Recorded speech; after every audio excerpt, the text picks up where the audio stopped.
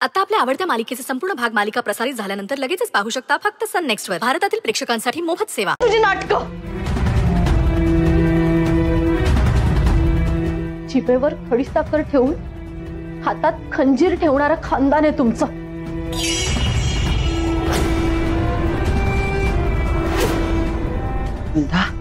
वृंदा काय वृंदा? ठरवलं होतं नाही बोलायचं, पण आता नाही सहन होत तुमची नाटकं.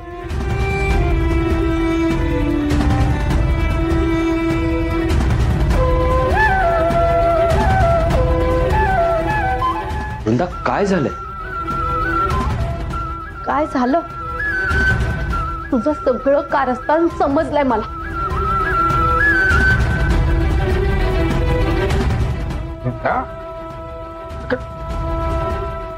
कसलं कारस्थान? डोकं ठिकाणावर का तुझं? नव्हतं ठिकाणावर बाबा, पण आता आलं ठिकाणावर. आता सगळं समजायला लागलंय. तुझा खोटा चेहरा ना जास्त काळ नाही लपून राहणार. तुला तुझ्या पापांची शिक्षा मिळेल लवकर.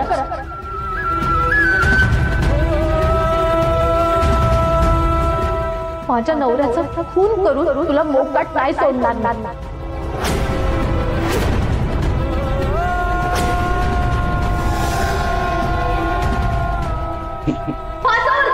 मी पोचवेल फासावर.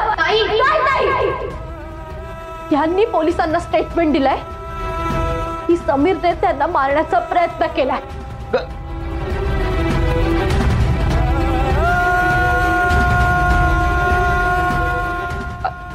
मी? हो, तूच सगळ्यांसमोर असताना त्यांच्याशी चांगला वागायचास तू, आणि एकट्यात धमकावायचं असताना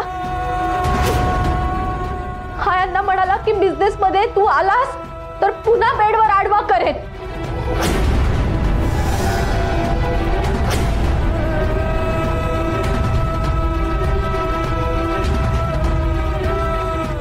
आधी जसं वागत आलोय तसं पुन्हा वागेन असं म्हणाला यांना. आणि हे सगळं पोलिसांना यांनी सांगितलंय. राणाने असं स्टेटमेंट दिलंय पोलिसांना? बाबा, फोनवर यांनी पोलिसांना असं स्टेटमेंट दिलंय. रिटर्न स्टेटमेंट नंतर समीरवर कारवाई होणार होती, पण त्याआधीच समीरने यांचा जीव घेतला.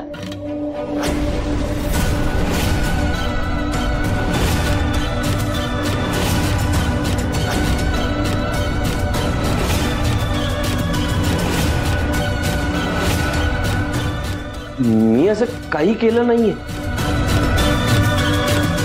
वृंदा, तू कशाच्या आधारावर हे सगळं बोलतेस मला माहित नाहीये. हे बघ, मी माझ्या आईची शपथ घेतो, माझ्या बाळाची शपथ घेतो. मी राणाला असली कुठलीही धमकी दिली नाहीये. माझा या सगळ्याशी काही संबंध नाहीये. अगं, उलट मीच त्याला बोलत होतो की लवकरात लवकर बरा हो, ठणठणीत हो, हवा तेवढा वेळ घे, पण आपण एकत्र बिझनेस करूया. अगं, मीच त्याचं वेगळं अकाउंट काढलंय. दाखवायचे त्यात वेगळेच असतात समीर. चांगुलपणाचं नाटक केलंस तू. सगळ्यांचा विश्वास बसला तुझ्यावर. माझा विश्वास बसला. आता नाही. माझ्या नवऱ्याचा खून करणारा शैतान आहे, शैतान. ताई, अगं समीर, असं करणं शक्यच नाही. तू आजवर केलेला प्रत्येक आरोप त्यांनी सहन केला म्हणून काय आता राणाच्या खुनाचा आरोप करणार आहेस का त्यांच्यावर? वृंदा, तुझा काहीतरी गैरसमज होतोय बाळा. अगं, राणाने असं काही फोन वगैरे केलेलं नसेल. मी सांगतो तुला. म्हणजे पोलीस खोटं बोलतील?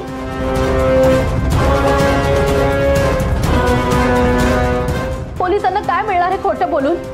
समीरला अडकवून काय मिळणार आहे त्यांना? ते मला काय माहित नाही, पण माझा समीरवर पूर्ण विश्वास आहे, आणि माझा पोलिसांवर.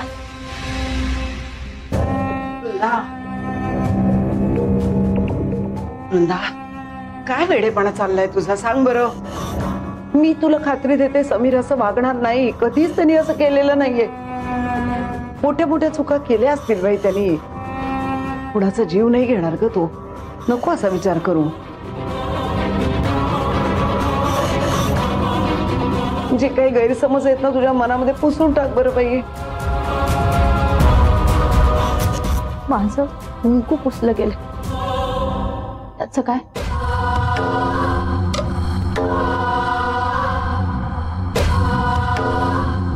पण तुमचा मुलगा कसा आहे ते मला नव्याने सांगायची गरज नाहीये. या सगळ्यामध्ये मी माझा नवरा गमावला आणि त्याला तुमचा मुलगा जबाबदार आहे. मी नाही माफ करणार समीरला.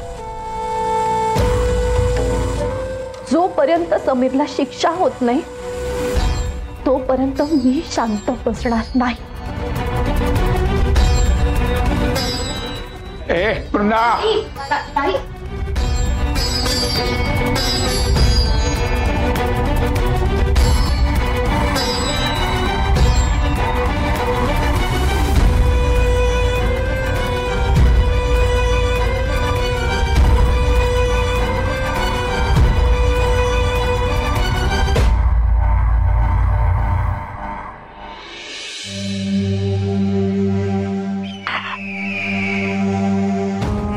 आता पुढे काय करायचं?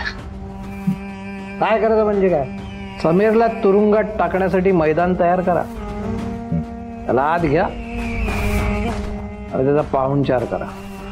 असा पाहुणचार करा ना की समीर माझ्याकडे रांगत आला पाहिजे. जगण्यासाठी नाही तर मरण्यासाठी त्यांनी माझ्याकडे भीक मागितली पाहिजे. तसंच होईल, पण तुम्ही फक्त हो म्हणा. आम्ही सगळा सेटअप तयार करून ठेवलेला आहे. गुड. चिअर्स. चिअर्स. चिअर्स.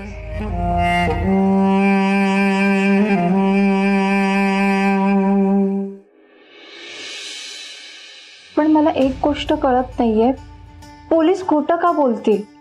तेच तर, पोलिसांना काय मिळणार आहे खोटं बोलून? मुळात राणा दादा पोलिसांना फोन करणं शक्यच नाही. कुणालाही न घाबरणारा माणूस होता तो. समीर दादा जर का त्याला त्रास देतोय असं त्याला वाटत असताना तो सरळ तोंडावर बोलला असता.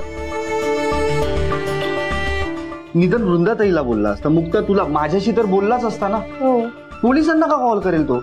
तेच ना. त्या दिवशी त्याला समीर भाऊजींशी बोलायचं होतं तर तो स्वतः चालत बाहेर आला होता. ते खोटं होतं का मग? नाही ना.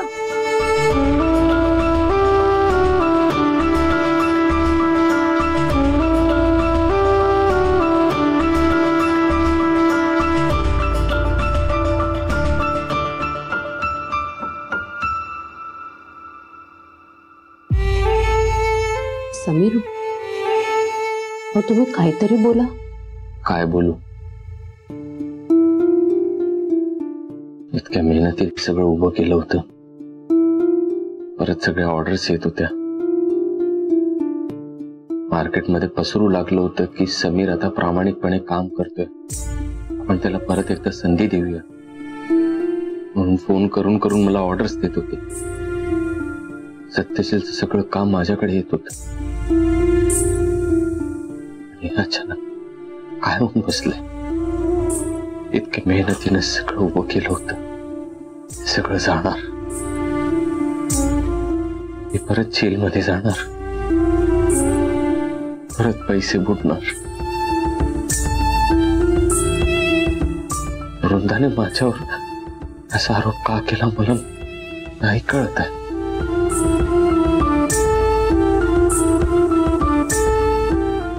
मला सगळ्यात जास्त वाईट या गोष्टीचं वाटतंय की वृंदाचा विश्वास केला. पैसे काय आज नाही उद्या पण कमवू शकतो, पण वृंदाचा विश्वास कसा कमवायचा ते कळत नाही.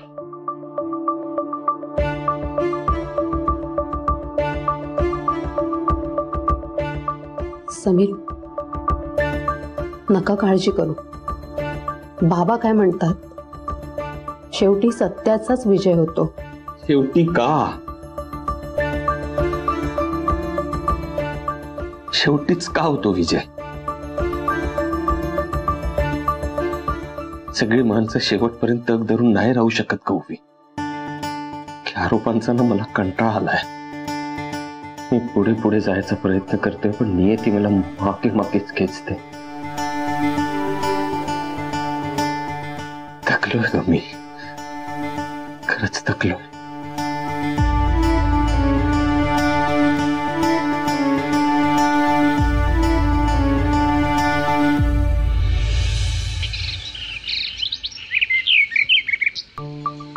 घ्या मास्तर, चहा घ्या बाई. मास्तर, पेपर बाजूला ठेवा जरा, चहा घ्या.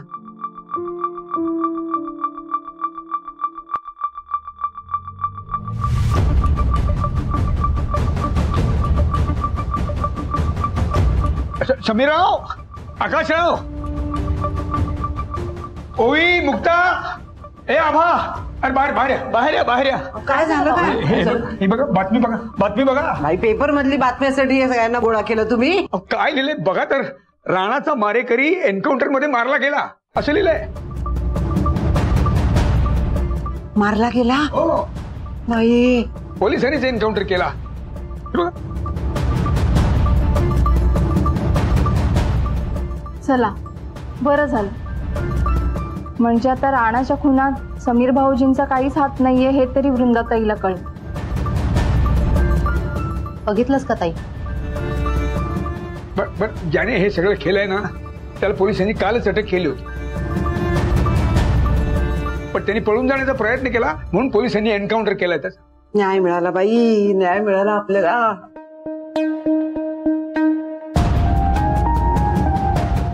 पाडकर मास्तर,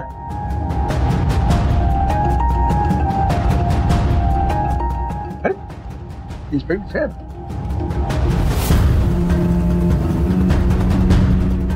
तुम्हाला कळलं असेलच, राणाला ज्या शार्प शूटरने मारलं होतं त्याला आम्ही कालच अटक केली होती. हो,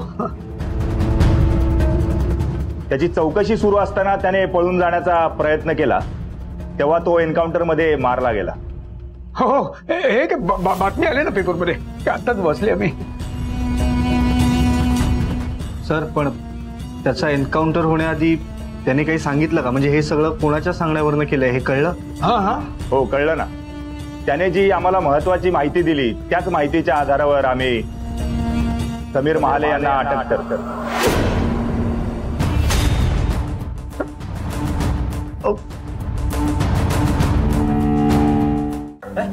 काय? मी काय केलंय? या सगळ्याशी माझा काही संबंध नाहीये. संबंध नाही कसा? ज्या शार्प शूटरने राणाला मारलंय त्यानेच कबुली जबाब दिलाय की तुम्ही राणाला मारण्याची सुपारी दिली होती. मी अहो सर, हे बघा, काहीतरी गैरसमज होतोय. तो काही बोलून गेला, हे शक्यच नाहीये. काय शक्य आणि काय शक्य नाहीये ते तुम्ही नका सांगू आम्हाला. आम्हाला आमचं काम करू द्या.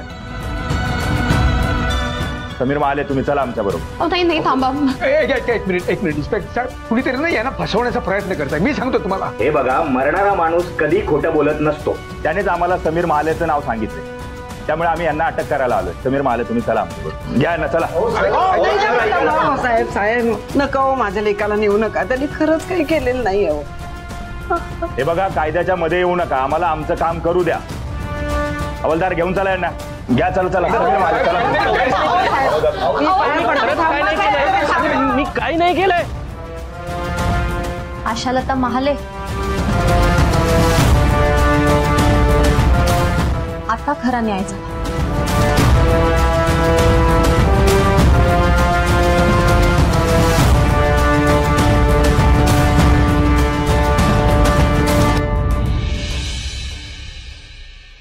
साहेब, मी खरंच सांगतोय, मी असं काही केलेलं नाहीये. कोणीतरी मला अडकवण्याचा प्रयत्न करतोय. गप्पा बस. अटक केल्यानंतर सगळे असंच बोलतात. नाही साहेब, मी का खोटं बोल. समीर,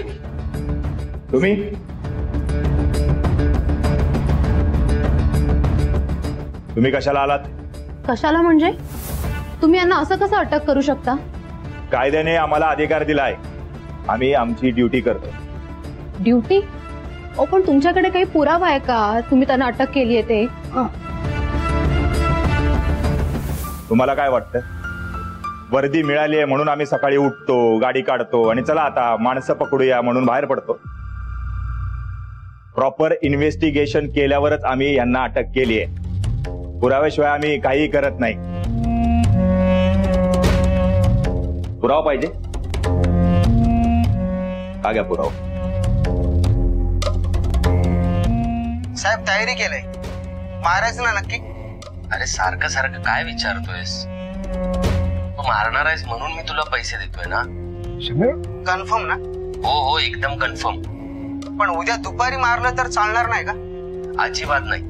काम ताबडतोब झालं पाहिजे. मी उद्या दुकानात यायच्या आधी काम झालं पाहिजे. हो साहेब, तुम्ही म्हणाल तसं. पण पैसे रोख लागतील आपल्याला मारायचे.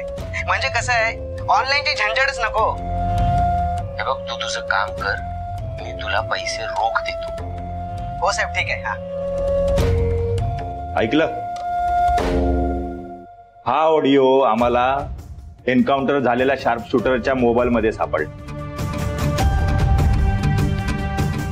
आणि हा ऑडिओ त्या रात्रीचा आहे ज्या दिवशी राणानं आम्हाला फोन करून समीर विषयी सांगितलं. राणाने? हो, राणानेच सांगितलं.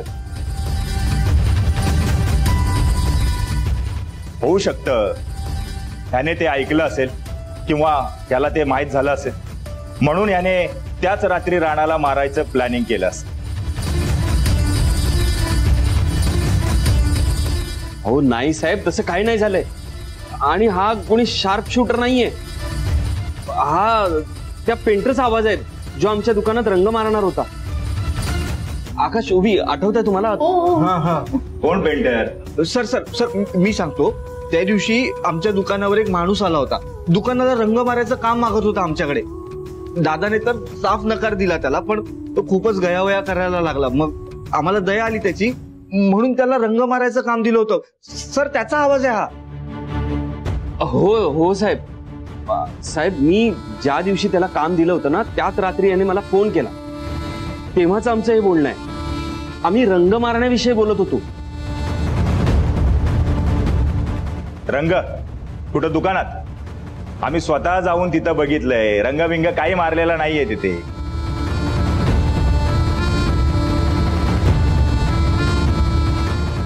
नाही साहेब, पण हा माणूस आला होता. चला निघा तुम्ही. हवालदार, काय शोपीस म्हणून उभा केला काय?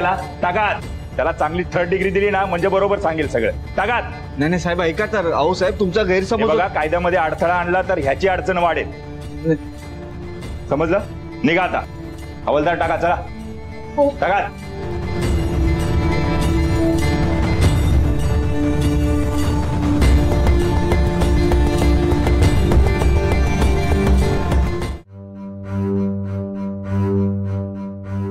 ओवी, कळलं? तुझा नवरा कसा आहे ते कळलं तुला?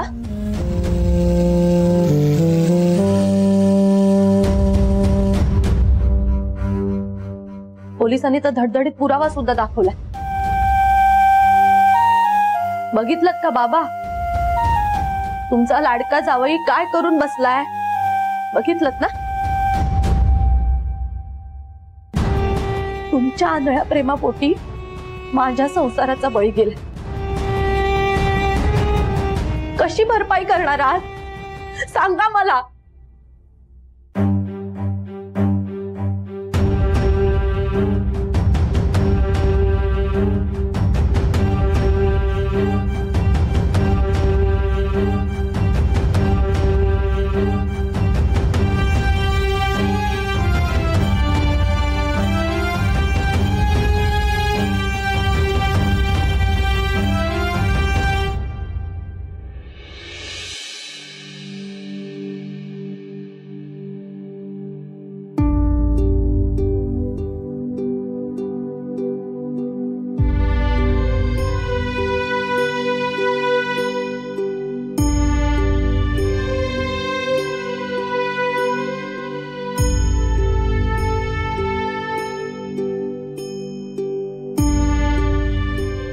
काकू, मी बर्फीसाठी वरण भात घेऊन जाते. तुम्हाला जेवायला वाढू? घास गोड लागेल का ग? नको मला काय. अहो खरंच नको. बरं, मी आले.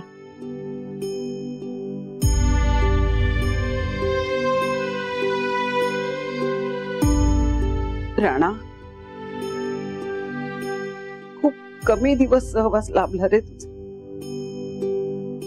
पण खरं सांगते तुला, माझ्या मनामध्ये जी समीरची जागा, जी माझ्या आकाशची जागा, तीच तुझी जागा तयार झाली होती लेकरा.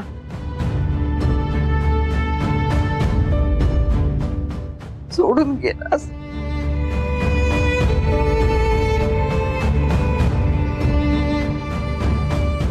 पण शपथ घेऊन सांगते तुला, माझा समीर असं करणार नाही. त्यांनी असं काही केलेलं नाहीये राणा. आणि केलं असेल मला सांगायचंच ना रे.